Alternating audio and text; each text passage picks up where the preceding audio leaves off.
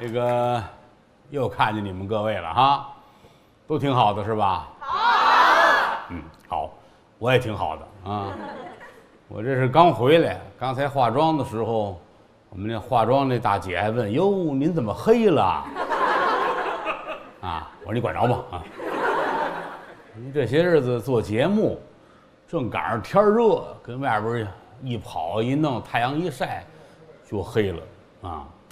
我这个皮肤还跟别人不一样，长得不是那么雪白。人家那个皮肤白的人呢，拿太阳一晒呀，是发粉吧筋儿的那个色儿。我们这种啊，越晒越黑。我记得那会儿17、18岁，20郎当岁，在天津，有时在哪儿蹬自行车一蹬一天，尤其要是夏天，迎着太阳，好家伙，晒的就跟茄子那个色儿似的。去黑的啊，所以这也没办法，反正回来一捂就行了。哎，捂几天就缓上来了，过2天一晒又完了啊。得了，您各位凑合看吧啊，我现在也不以美色动人了。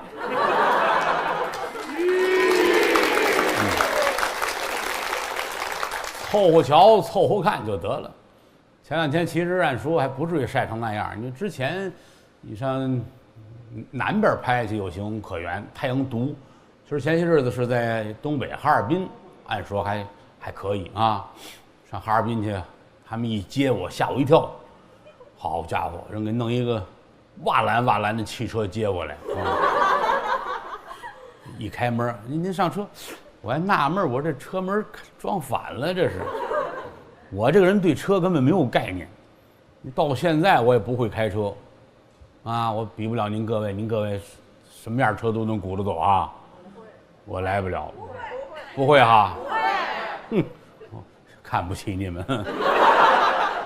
自行车我还可以，3轮车我就不灵了，2轱辘我可以操纵驾驭它，3轱辘就不行了，就它拧着劲儿的往一边斜，所以我打小就看，哟，这个人又能蹬3轮车，又能骑自行车，这是多大能耐呀，这是啊。后来这4个轱辘的汽车我真不行，不感兴趣。我看他们有的时候坐一块一说哈，跟真事似的，什么这个档那个档的，不行，不会开车。所以这回人家接我那车，我也叫不上名来。我到现在我就认识2种车，夏利跟那黄大发。但是他们可能知道这2车，他们给消灭了这车，也见不着了黄大发啊，挺可惜。这蓝车我也不认识，接我这个。他们是提前啊跟哈尔滨当地啊，人家说这好得接郭老师，他们找婚庆的借了一车。闲话少说，书归正传。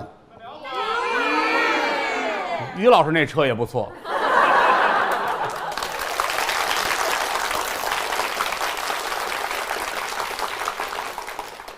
我也不懂，他那是个大吉普，也不是什么玩意儿啊，挺大的，也开起来那个嘟噜嘟噜的那玩意儿啊。哎，得了，开什么车其实不重要啊，这个也是赶路呗。要是能开得快点，可能就好一点。但是你要赶上堵车，什么车都一样，卡在那儿3毛钱一辆的，跟5000万一辆的没有区别啊。在这个很浮躁的年代，娱乐形式这么多啊，大伙儿还能坐这儿听说书的，我真是很感谢各位啊。干这行越来越少了，这行不好骗啊，挺难的啊。这个尤其是传统艺术，说书啊、唱戏呀、打鼓啊、相声啊，这个其实这行就有点入不敷出。什么意思呢？学的时候费这么大的劲，到时候最后还未必能卖钱啊。当然我们可以说尊重传统文化，我们要为传统文化如何，但是首先是得让艺人能吃得饱。你说一个孩子学唱戏，打6岁开始到18才算出了科，然后跟剧团里边从跑龙套来0岁开始摸爬滚打，到能唱一出30、40了，他挣那点钱没有门口摆摊卖花生挣得多，你说跟谁说理呀？对不对呀？所以说那些年我说相声的时候，我就立一个志向，我说得让这行好，得让大伙儿能挣钱。但并不是说我们就困在一个50人的小茶馆里边，每个人一天挣20块钱就是弘扬民族文化了，那个不行，得让这行挣钱，让人知道这行的艺人活得还很好。你必须这样，这行才行。啊，我们这门艺术，我们就是每年春节啊，在山上庙会演2场，我们一直还很坚持，我们就吃树叶，我们就是陪着草皮，那你就别干了，那就啊，你给这行也丢人呢。我说的是实话啊，就是干这行，其实首先心态就得好。为什么呢？因为难免人家指指点点，哎，这个人演的不好，你就看谁谁多好啊，你看民国的时候谁谁多好，这是允许的，这是允许的，艺术嘛。啊，每个人眼里边不一样，你包括这看书也是如此，对吧？1万个人看《哈姆雷特》，能看出1000种样来，因为有9000个人不认字儿，是吧？还有好多人真指着鼻子问我：“你自己说，你们说书，你到底说谁说的好，谁说的不好？”我说：“那玩意儿哪说得准呢？炸酱面跟麦当劳哪个好，对吧？”再有一个，说书、唱戏、说相声、唱大鼓，就这些个演员，古往今来这些演员，你要想说分辨谁好谁坏，只有一个方法。第一，岁数这一边大；第二，在一个后台演出。啊，说相声的，清朝谁谁谁，民国谁谁谁，解放初期的80年代，这些角儿们把岁数改成一样大，都是18、20，都差不多吧。在一个剧场，今天晚上咱们一块儿啊，你一段我一段，你一段我一段，这样评比，这是公允的。你这个玩意儿，清朝末年他在天桥街上说啊，然后这个去年他在是上海那体育馆5000人那儿演，你说这俩谁好谁坏？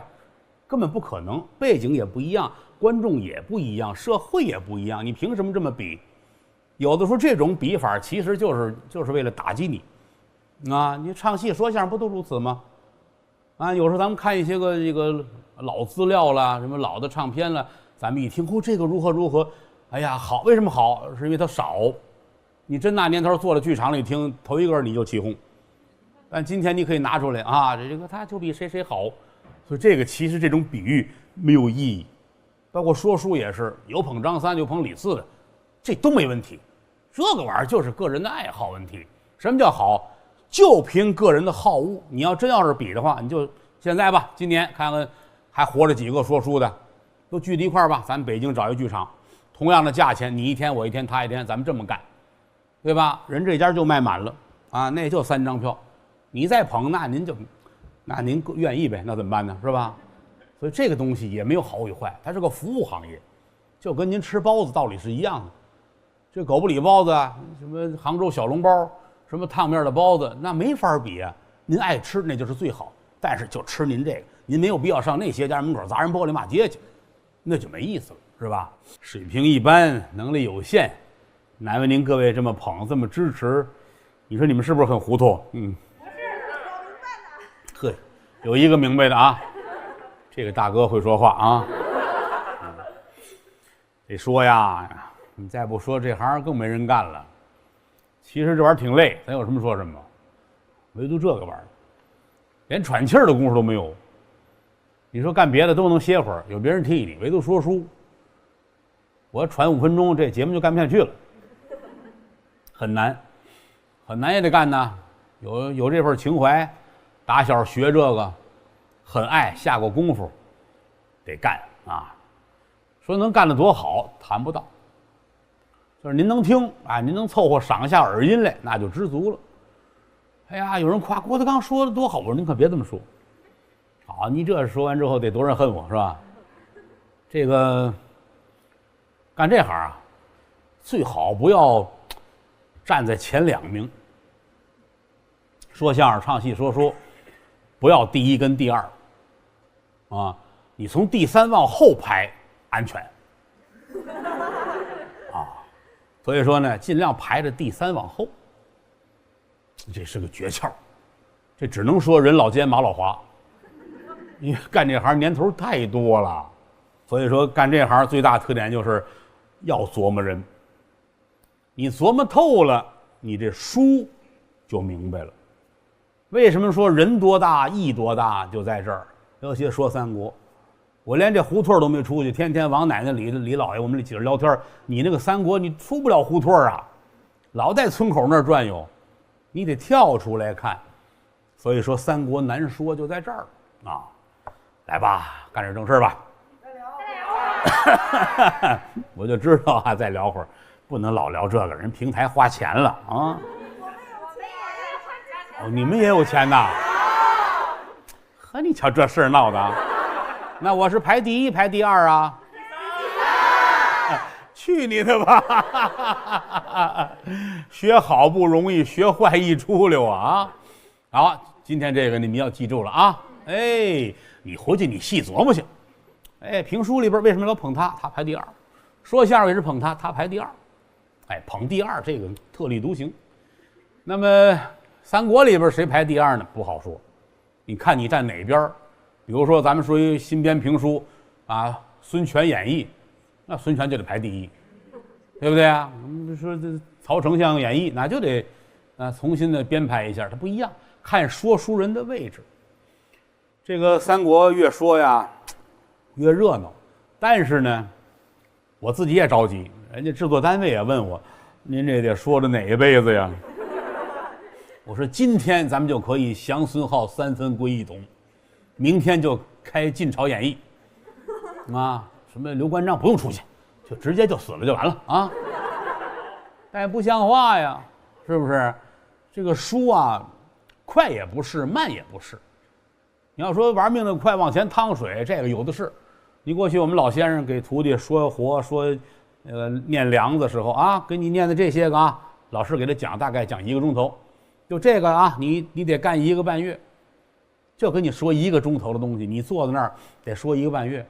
真有那个出去10分钟就抖楞干净了，怎么呢？又紧张又不会说又害怕，秃噜秃噜，他真给书听，真给书听，你那耳朵都跟不上，他一会儿说完了。啊，这个说太快了不行，说明你单纯幼稚。还有了那是玩命了能往里边兑水，还真能兑水，且磨粉呐，磨粉不怕，得让人爱听，让观众听出兑水来了，你就真水了。这是个能耐问题啊，就是在演员自身了。那么我既得顾及到书的本质，还要考虑到观众的口味，所以这个书确实说的是有点累啊，你们大伙儿忍耐一下吧，好吗？因为你们要是不忍耐，我也是这样说啊。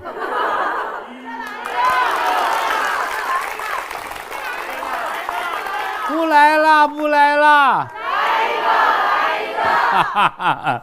嘿，这挺好玩的啊，我也忘了谁台上先这么开始来的，后来德云社好多演员跟观众斗的时都这样啊，来一个，不来了，不来了，什么你上来你下来是吧？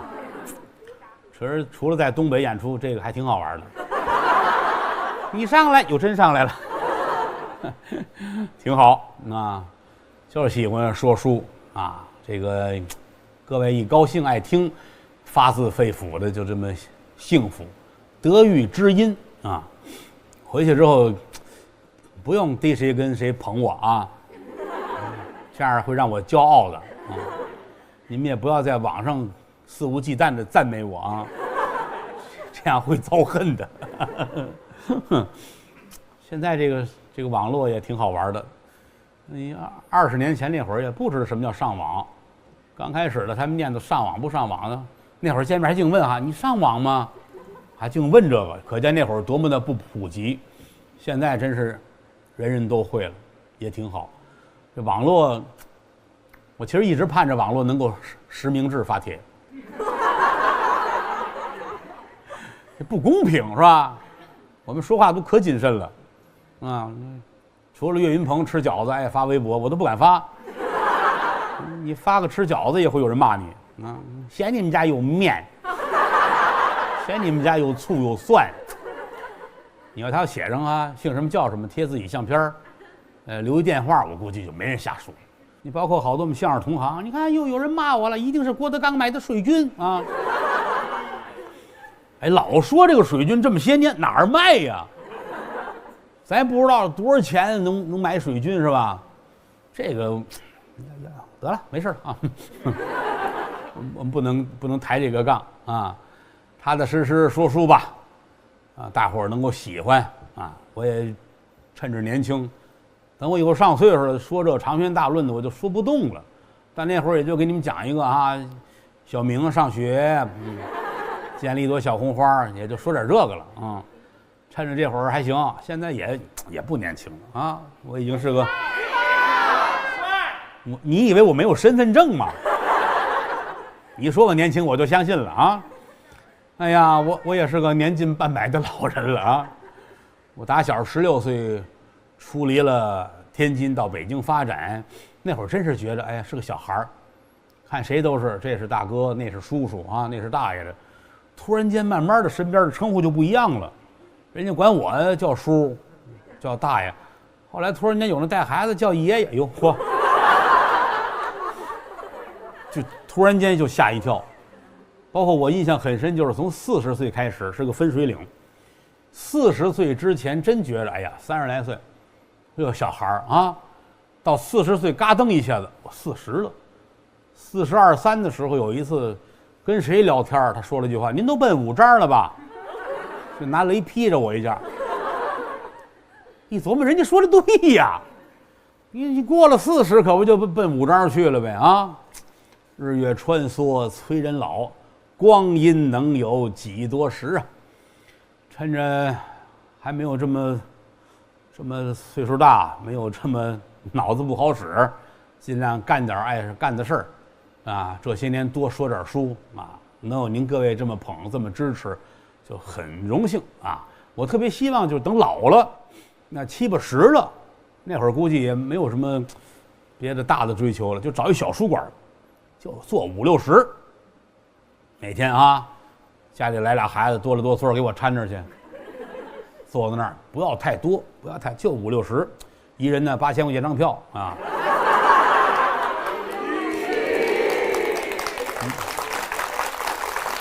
没有大的追求，没有大的追求。哎，买这票，我卖年票，好吧？哎，30年算一回，先结账，好不好？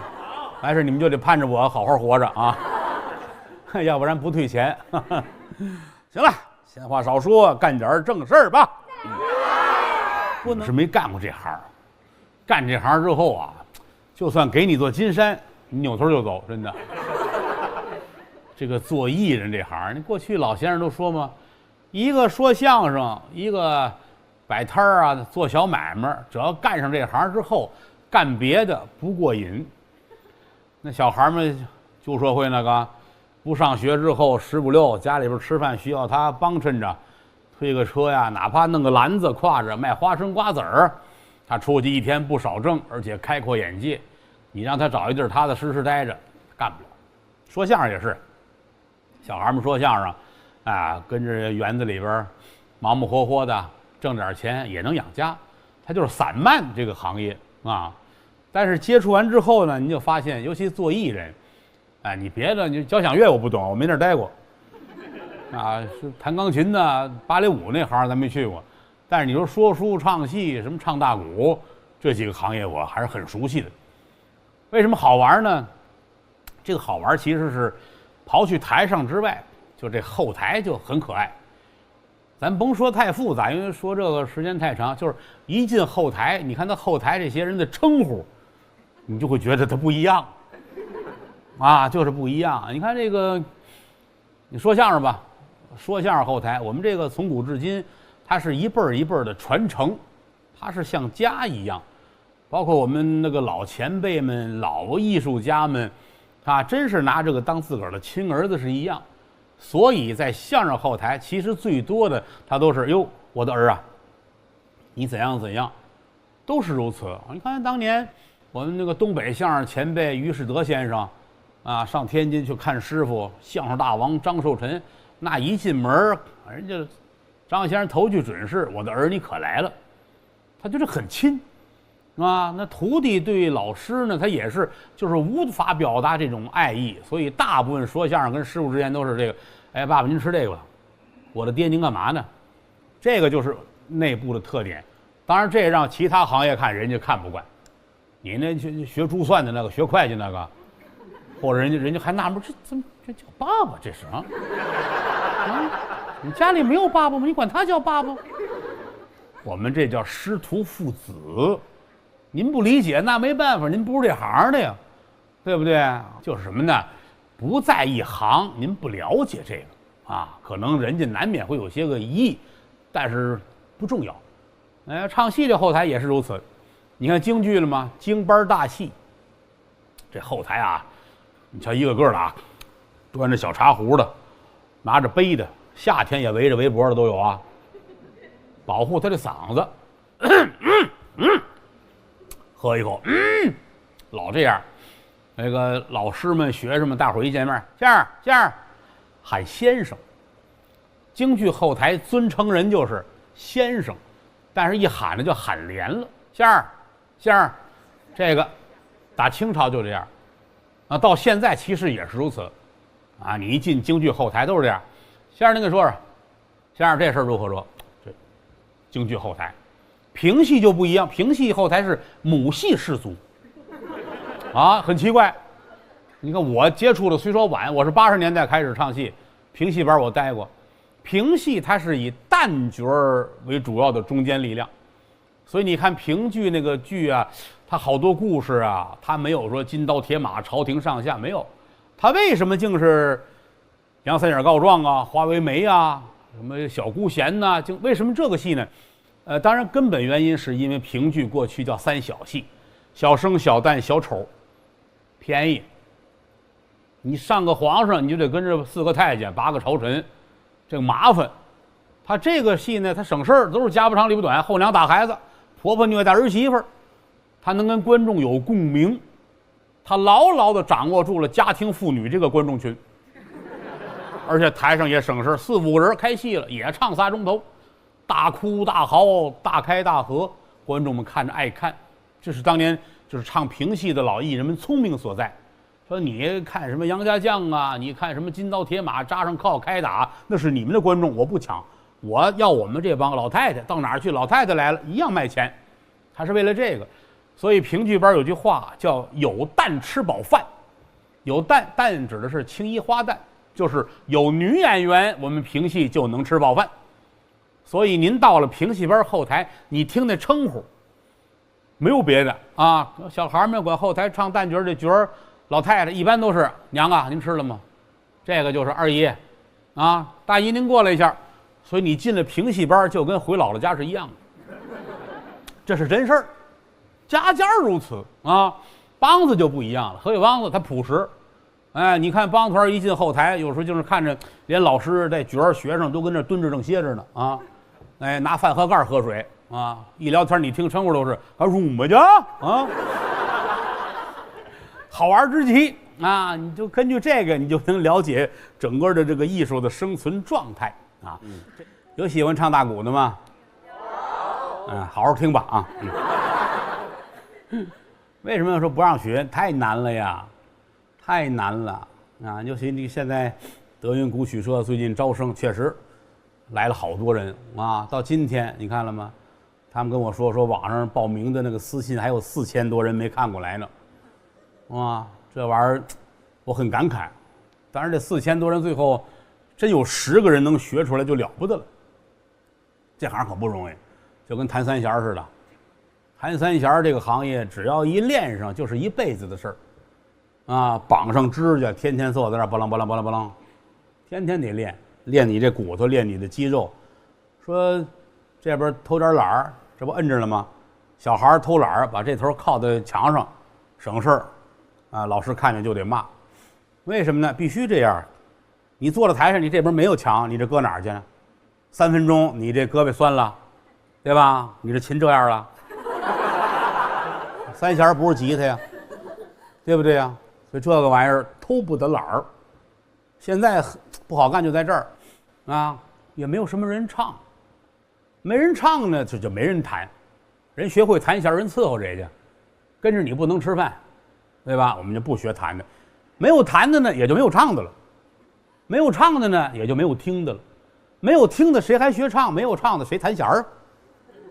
它是个死循环，啊！所以我们开会时我说咱们得好好弄曲艺了，要不然就完了这行业，啊！当然这很苦，很苦。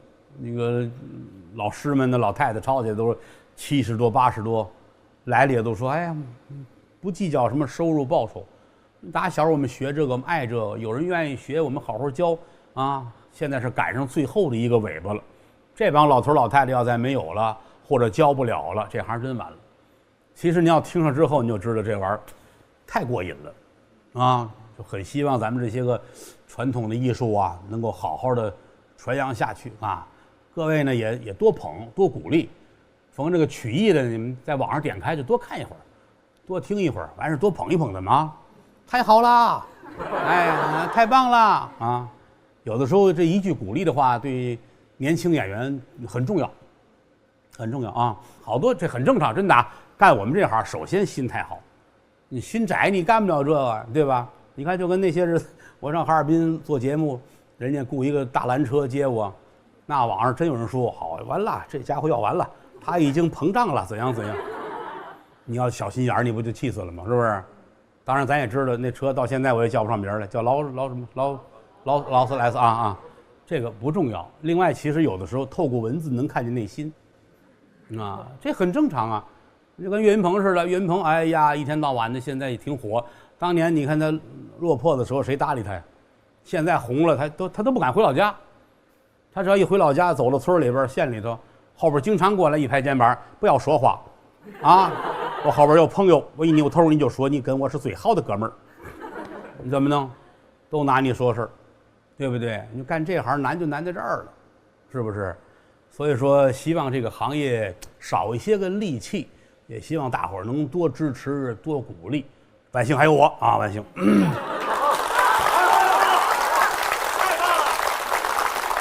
有我管什么呀？有我能多说点便宜话而已。你们这个再来一个，我想起来，我们当年曲艺界有一个老艺术家，唱河南坠子的。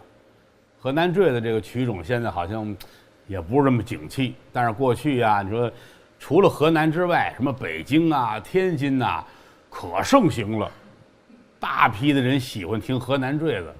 咱北京有一老艺术家，就是一直在北京唱河南坠子。有一机会，就是回河南去演出了，回家乡高兴，哎，一唱完之后，观众也很欢迎。老艺术家，我太激动了，我终于回到家乡唱坠子了啊！我要再唱一个，我再唱一个，哎，高兴，哎，唱一个，观众鼓掌，唱完了，我还要再唱一个，大伙儿鼓掌啊，唱啊，我还要再唱一个，前排站起观众来，说好了，就这一个了啊。